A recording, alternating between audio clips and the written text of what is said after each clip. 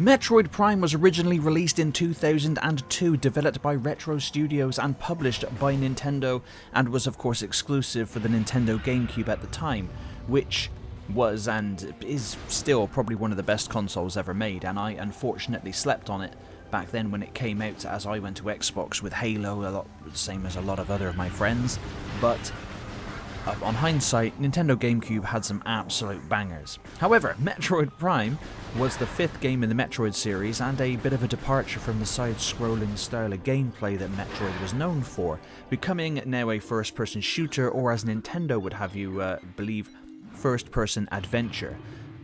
But with this, it still has the same sort of Metroid gameplay by collecting upgrades, weapon skills, and then backtracking to previously inaccessible areas. So it's still Metroid, just from a different perspective. Now cut to 2023 and Metroid Prime Remastered was released for the Nintendo Switch. Why Prime 2 and 3 weren't done as well is beyond me. No, beyond. There we go. There's a Prime 4 pun, unintended of course. But now in 2025, and this past week specifically, I finally beat for the first time Metroid Prime.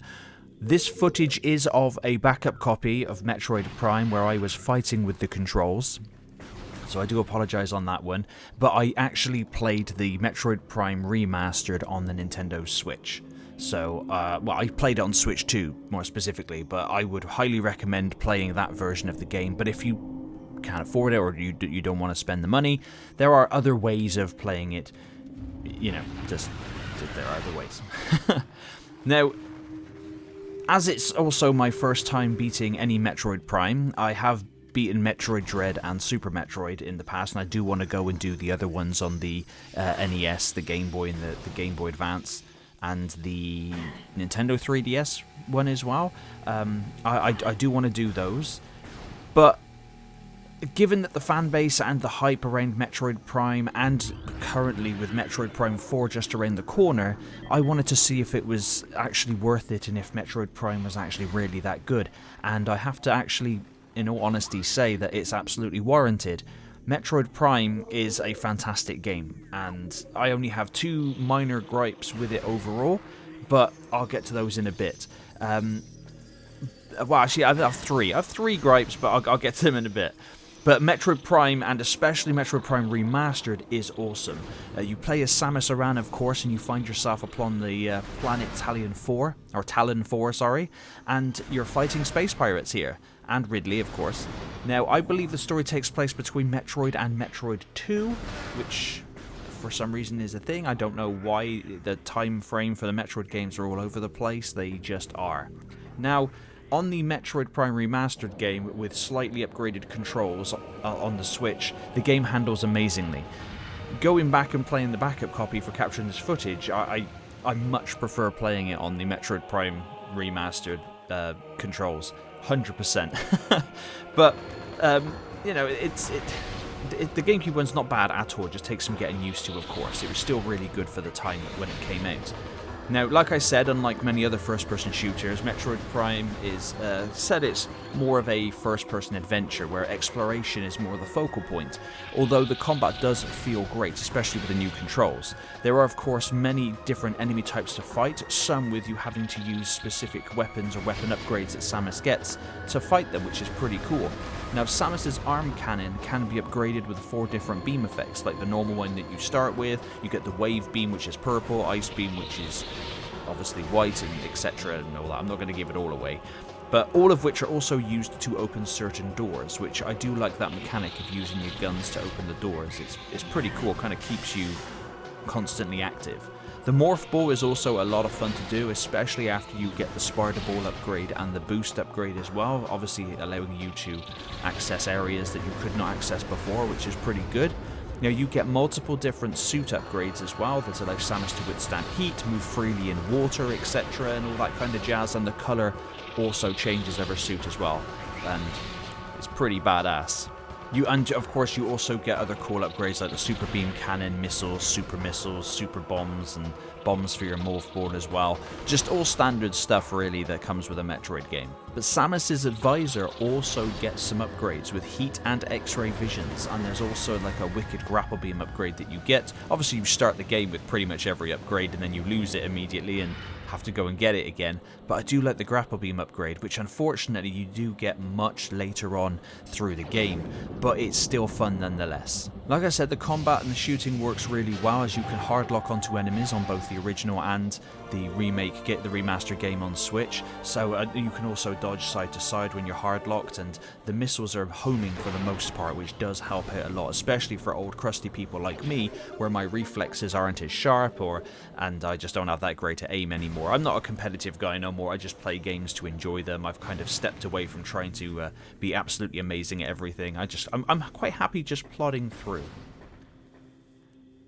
Now obviously the objective of the game overall is to explore Talon 4, collect upgrades and power-ups, fight bosses, and collect 12 artifacts. Now the artifacts are one of the things that pissed me off, because I thought they were optional collections or scans, just like so many other things in the game. I was wrong. It wasn't until I collected all the necessary suit upgrades I needed, and then your advisor will come on and tell you, right, now you need to collect all these artifacts and go to this place so you can access the impact crater. And I was like, oh, good. So I had to do some hardcore backtracking. I mean, a good couple of hours of backtracking and trying to... You scan these pedestals, which give you clues as to the whereabouts of the other... Because you find one artifact, then you have to go off and find another 11. And then I had to just go and find that. I will admit that towards the end of it, I was getting a little... I just wanted to tick it off my list, so I did look up a little walkthrough for the last couple that I couldn't find, but there's nothing wrong with that. It's a little help. I haven't got all the time in the world anymore. I don't have 6 weeks off from school, and I have children and a job and all that, so I don't have infinite time to run around on a game and figure out what to do. I'll give it a good crack, but if it's just taking far too much of my time, I've got to spin it on, man, But there's also, with the hardcore backtracking brings me to one of my other gripes, and that was that some areas in the game, later on in the game, and there's only a couple of them, I just feel like, for me personally, they're just a tad poorly designed. Like in the Phazon Mines, for example, it gets really dark at one point where power gets lost, and also underground it's just really dark, and I just couldn't see shit. So you're encouraged to use your heat visor, and for blind bastards like me, it just became a nightmare at times, especially when you're trying to navigate platforms or jumping on these large mushrooms and you keep falling down to the bottom again. Not to mention the fact that you then got Metroids flying around trying to suction cup to your face, and they just wound up just doing my head in. Of course, I figured out that if you just go into Morph Ball and use your super duper bomb, your nuke bomb, it just one-shots all of them, and so lure them all to you, do that, and then you wipe them all out. And the other negative I have is I did not like the Ridley boss fight. I won't go too much more into it, because obviously it's basically one of the last bosses, but I just hated that because you could only damage him by shooting his mouth, and it just elongated the fight because he flies around a lot and keeps his mouth closed, and that just annoyed me. I want to be able to just fight the boss and get on with it and not have to just... Obviously there's waiting for openings, yes, like the same with like Dark Souls games and whatnot. You got to wait for openings to do your damage, but when you can only attack a specific part of the mouth, and it didn't always work. Like, I noticed that sometimes I'd be shooting the same bit, and sometimes he would take damage and sometimes he wouldn't, so I think that's just another little design flaw for me personally there. But besides that, the game is flawless on every other level. It's essentially a 9 out of 10 game. It would be a 10 out of 10 if they'd have just sorted out those couple of bits that I had a little moan about. But other than those three, I loved everything else about the game. And on completion of the game on any difficulty, you then unlock hard mode, and the more things you scan and unlock inside of your database, you unlock loads of artwork and other extras in the extras menu. And of course, to 100% complete the game, you've got to scan absolutely everything there is to be able to scan, and complete the game on hard mode, I believe, and then you'll just unlock all upgrades.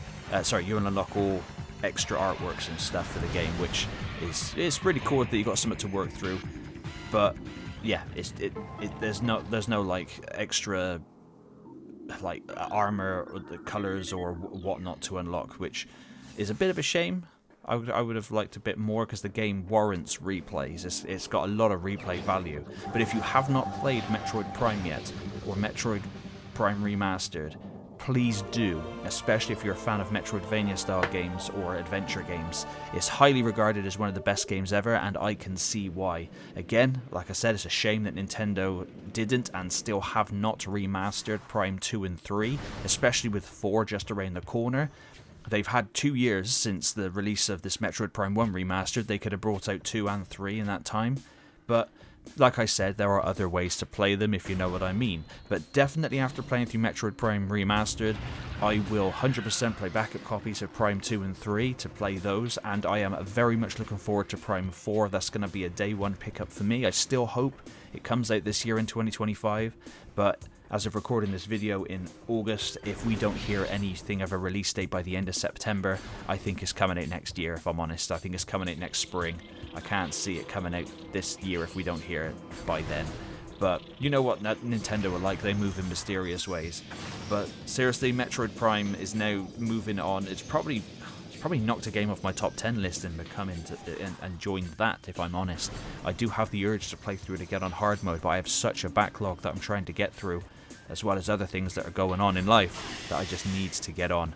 But please let me know in the comments down below if you have played Metroid Prime, or if you've played 2 and 3. Please let me know in the comments what I'm looking into. I'm not going to be starting Metroid Prime 2 for a good couple of weeks yet. I'm still trying to smash another couple of backlog games before I get there, but I definitely will get there. But as always, thank you very much for watching.